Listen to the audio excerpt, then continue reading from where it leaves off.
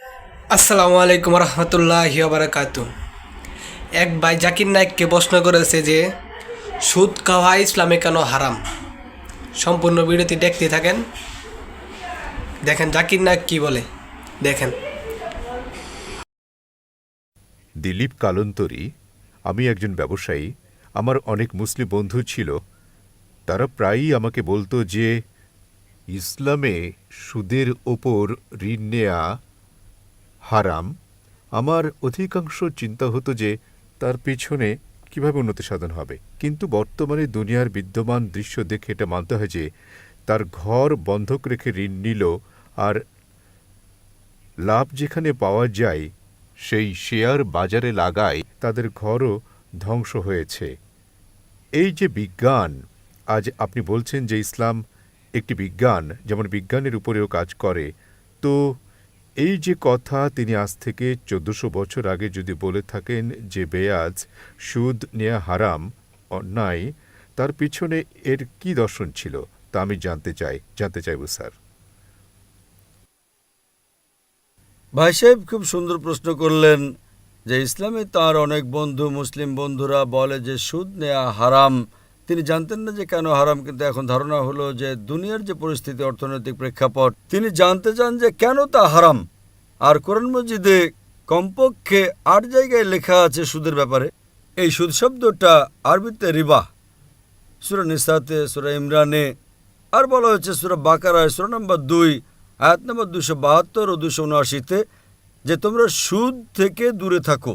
আর যারা সুদ থেকে দূরে থাকবে না, আল্লাহ ও আল্লাহর রাসূল তাদের সাথে যুদ্ধ ঘোষণা করবেন।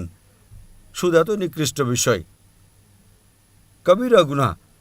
আর গুনাহে কবিরা ইমাম আজ্জাবি এটাকে ১১ নম্বরে রেখেছেন, ৭২টি কবিরা গুনার মধ্যে ১১ নম্বরে। ভাই সাহেব প্রশ্ন করলেন যে কেন নিকৃষ্ট। কেননা সুদে ধনী ব্যক্তি আরও ধনী হয়, গরিব আরও গরিব হয়। ধনী ব্যক্তি আরও ধনী হয়, গরিব ব্যক্তি আরও গরিব হয়। সাধারণত আপনি যখন লোন নিতে যাবেন, গরিব ব্যক্তি কোথায় লোন পাবে? ধনী ব্যক্তি বলে আমার এটা আছে সেটা আছে, তো সে লোন পেয়ে যায়। তো ধনী ব্যক্তি আরও ধনী হয়, গরিব আরও গরিব হয়। এজন্য কোরআনের সূরা আল হাসর সূরা নম্বর ৫৯ আয়াত নম্বর ৭-এ আল্লাহ তাআলা বলেন যে যাকাত দাও যাতে তোমাদের মধ্যে যারা ধনবান শুধু তাদের মধ্যে ধনমান আবর্তন না করে। আর সুদে কি হয়? এই ইসলামী দর্শন, আমরা বলি লাভ ক্ষতির অংশীদারিত্ব।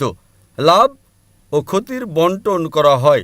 লাভ ক্ষতির বন্টনে গোটা অর্থনীতির উন্নয়ন হয়। আর সুদ, আপনি ব্যাংক থেকে সুদ নেন, লাভ লোকসান যাই হোক না কেন, ৮%, ১০ টাকা, ১২% আপনার দিতেই হবে, ক্ষতি বা লাভ হোক।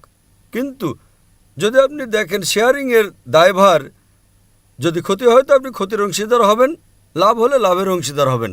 সুদে কি হয়? উদাহরণস্বরূপ ব্যাংকে, আমি লম্বা লেকচার দিয়েছি এ বিষয়ে, এখন সময় নেই, শুধু কথা বলবো যে সুদে কি হয়। উদাহরণস্বরূপ ব্যাংক এর কাছে ১০০ টাকা আছে, সে ব্যাংক বিকে ১০ টাকা রেখে ৯০ টাকা দেয় ব্যাংক বিকে। ব্যাংক বি তা থেকে ৯ টাকা রেখে অবশিষ্টের ৯০% দেয় ব্যাংক সিকে। ব্যাংক সি ১০% রেখে ৯০% দেয় ডিকে, ডি দেয় ইকে। তো মানুষ বলে মার্কেটে হাজার হাজার টাকা, আসলে কত? ১০০ টাকা। তো আজ বর্তমান গবেষণা বলে মার্কেটে গড়াচ্ছে $৬ ট্রিলিয়ন। আসলে তো কিছুই না, খুবই কম, গড়াচ্ছে $৬ ট্রিলিয়ন। একজন বসে যায় তো সবাই বসতে শুরু করে। লিমন ব্রাদার্স সম্পর্কে কে ভাবতো যে লিমন ব্রাদার্স ভারতের ১ নম্বরে বসে যাবে? তারপর সিটি গ্রুপ, একজন বসলো সবাই